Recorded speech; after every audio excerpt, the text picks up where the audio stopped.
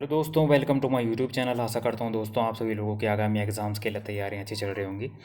ठीक है, तो दोस्तों ये मैंने आपके लिए कहा था कि साइंस के कुछ ही क्वेश्चन रह गए हैं प्रीवियस ईयर पेपर के, तो वो आज की वीडियो में कंप्लीट हो जाएंगे। ठीक है, क्योंकि 3 ही पेपर बचे थे, तो 3 पेपर के साइंस के क्वेश्चन मैं एक ही वीडियो में ला गया हूँ, क्योंकि आपको फिर पढ़ने या रिवाइज़ करने के लिए टाइम भी चाहिए होगा। ठीक है, कुछ पेपर ऐसे थे 1 या 2 जिनमें साइंस के क्वेश्चन नहीं आ रखे थे, तो इसलिए यहाँ पर 15 पेपर या 16 पेपर हो रहे होंगे जिनमें साइंस के क्वेश्चन हैं।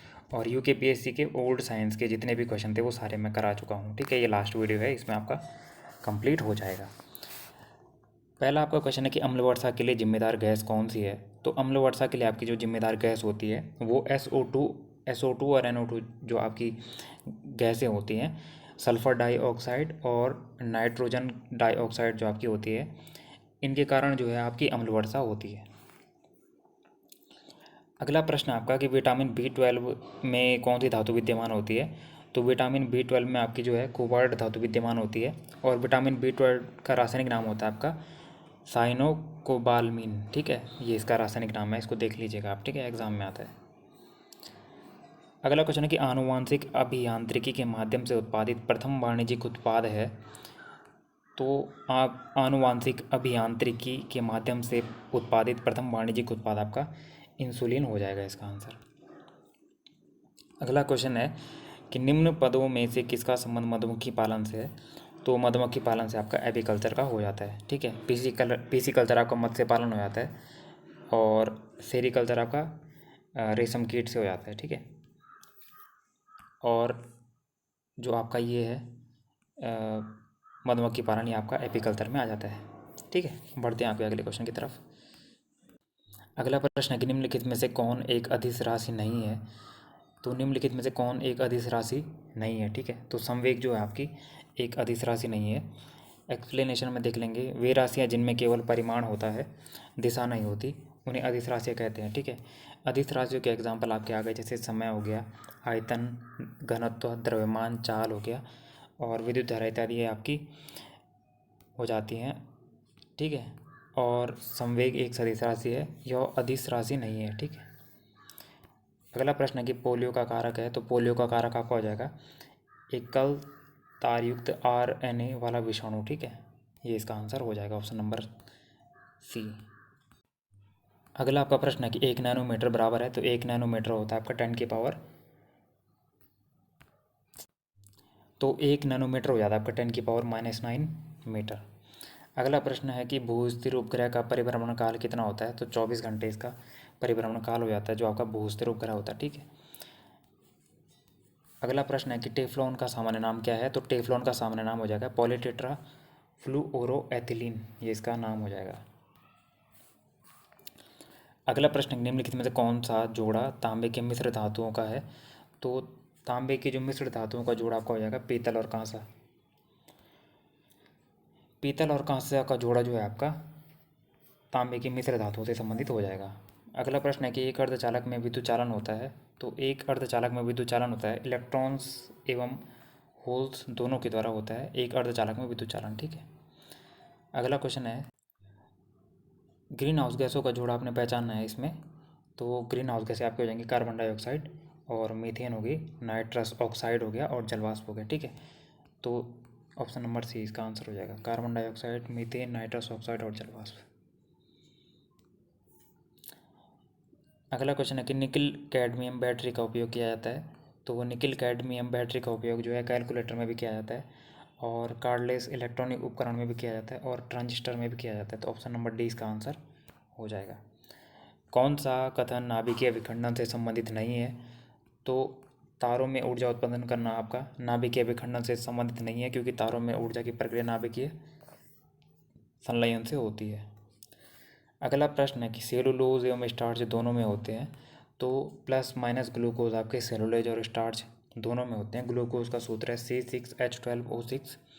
सेलुलोज एवं स्टार्च दोनों प्लस माइनस ग्लूकोज में पाए जाते हैं। ठीक है, निम्न में से कौन सी यांत्रिक तरंग है। तो ध्वनि तरंग आपकी एक यांत्रिक तरंग हो जाती है, ये इसका आंसर हो जाएगा। ताप बढ़ने के साथ द्रव की श्यानता घटती है। ताप ताप जब बढ़ता है तो द्रव की श्यानता जो आपकी घट जाती है। अगला प्रश्न है कि जीन है, तो जीन एक क्या है? जीन एक डीएनए का भाग है। जीन जो है आपका वो डीएनए का एक भाग होता है जीन। अगला क्वेश्चन है कि थैलेसीमिया एक आनुवंशिक रोग है जिससे प्रभावित होता है। तो थैलेसीमिया जो है आपका एक आनुवंशिक रोग है जिससे आपका रक्त प्रभावित होता है, ठीक है। थैलेसीमिया बच्चों को माता पिता के आनुवंशिक तौर पर होने वाला रक्त रोग है। इस रोग के होने पर शरीर का हीमोग्लोबिन निर्माण प्रक्रिया में गड़बड़ी होती है जिसके कारण रक्त क्षीणता के लक्षण प्रकट होते हैं। अगला प्रश्न है कि निम्नलिखित में से किसने नैनो टेक्नोलॉजी शब्द का प्रयोग किया था? तो नोरियो टानीगुची ने, ठीक है, ये नोरियो है, नोरियो टानीगुची ने 1974 में जो है नैनो टेक्नोलॉजी शब्द का प्रयोग किया था। अगला प्रश्न है कि जीन के भीतर अनुक्रम आधार में परिवर्तन कहलाता है। तो उत्परिवर्तन जो है जीन के भीतर अनुक्रम आधार में परिवर्तन कहलाता है। ऑप्शन नंबर इसका आंसर हो जाएगा। फायर अलार्म में निम्नलिखित में से किसका उपयोग किया जाता है? तो फायर अलार्म में जो है फोटो सेल का उपयोग किया जाता है, ठीक है। फायर अलार्म में आपका फोटो सेल का उपयोग किया जाता है। अगला प्रश्न है कि निम्नलिखित में से कौन सा बहुलक एक थर्मोप्लास्टिक नहीं है? तो थर्मोप्लास्टिक नहीं है आपका नियोप्रीन, थर्मोप्लास्टिक नहीं है क्योंकि नियोप्रीन एक संश्लेषित रबड़ हो जाता है। तो नियोप्रीन जो है आपका थर्मोप्लास्टिक नहीं है। अगला प्रश्न है कि निम्नलिखित में से किस प्राकृतिक पदार्थ में लौह Fe यानी विद्यमान होता है लौह? तो मायोग्लोबिन जो आपका है, मायोग्लोबिन वह प्राकृतिक पदार्थ है जिसमें लौह जो है विद्यमान रहता है। ऑप्शन नंबर डी इसका आंसर हो जाएगा। अगला प्रश्न है कि निम्नलिखित में से किस रोग का परीक्षण एल्सा जांच द्वारा संभव है? तो एल्सा जांच के द्वारा जो आपका एड्स रोग का परीक्षण जो है एल्सा जांच के द्वारा संभव है, ठीक है। ये एड्स यानी ए, ऑप्शन नंबर ए इसका आंसर हो जाएगा। अवायवीय श्वसन द्वारा ग्लूकोज के एक अणु से एटीपी के कितने अणु बनते हैं? तो अवायवीय श्वसन के द्वारा ग्लूकोज के एक अणु से एटीपी के 2 अणु बनते हैं, ठीक है। ऑप्शन नंबर डी इसका आंसर हो जाएगा। विटामिन B12 का वैज्ञानिक नाम क्या है? तो साइनोकोबालामिन जो है इसका वैज्ञानिक नाम हो जाएगा विटामिन B12 का, ठीक है, जिसमें आपका कोबाल्ट पाया जाता है विटामिन B12 में। अगला प्रश्न है कि इलेक्ट्रॉन की खोज किसने की थी? तो जे थॉमसन ने जो है इलेक्ट्रॉन की खोज की थी 1897 में जो है जे थॉमसन ने इलेक्ट्रॉन की खोज की थी, ठीक है। कमेंट बॉक्स में कमेंट कीजिएगा प्रोटॉन की और न्यूट्रॉन की खोज किसने की थी, मैं आपके कमेंट को पिन कर दूंगा, ठीक है। अगला क्वेश्चन है कि असंवहनी पौधों में निम्न में से नहीं पाई जाती। जो आपकी असंवहनी पौधों में निम्न नहीं पाई जाती, ठीक है। तो असंवहनी पौधों में आपकी जाइलम वाहनिकाएँ नहीं पाई जाती। ऑप्शन नंबर बी इसका आंसर हो जाएगा। अगर निम्नलिखित में किसका उपयोग बैटरी, लेड, ग्लास तथा जंग रोधक प्राइमर पेंट के निर्माण में लाल वर्णक के रूप में होता है? तो PB3O4 का प्रयोग होता है, ठीक है, लाल वर्णक के रूप में। ये इसका आंसर हो जाएगा, ऑप्शन नंबर ए। अगला प्रश्न है कि जल शोधक में किसका प्रयोग किया जाता है? तो पराबैंगनी किरणें आपकी इसका आंसर हो जाएगा। पराबैंगनी किरणें यानी जो अल्ट्रा वायलेट रेज आपकी होती हैं इनका प्रयोग जो है जल शोधक के रूप में किया जाता है। तो दोस्तों आपके जो लोक सेवा आयोग के पुराने पेपर थे तो इसके साइंस के क्वेश्चन कंप्लीट आज हो चुके हैं। लगभग जितने पेपर मेरे पास थे मैंने करवा दिए हैं, ठीक है। अगर एक्स्ट्रा कुछ मुझे कहीं से कंटेंट मिलता है साइंस का तो मैं आपके लिए ला जाऊँगा। फ़िलहाल आपके लिए इतना काफ़ी है साइंस के लिए। आप इन्हीं को दोबारा रिवाइज़ कीजिएगा और इनको याद करके चले जाएगा, ठीक है।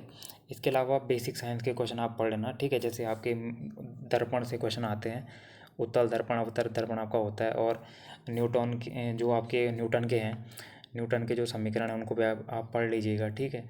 जो आपके बेसिक साइंस के होते हैं 10th 12th के उनको देख के चले जाना। फॉर्मूले जैसे गति का फॉर्मूला हो गया और चाल वगैरह हो गया, सदिश राशि हो गया, तो इनसे आपका काम बन जाएगा, ठीक है। मिलते हैं नेक्स्ट वीडियो में। करंट की वीडियो लाऊंगा शायद, अगर टाइम लगेगा तो, और नहीं तो कंप्यूटर के क्वेश्चन ला जाऊँगा। होप आपकी तैयारियाँ अच्छी चल रही होंगी। मिलते हैं नेक्स्ट वीडियो में। Thank you.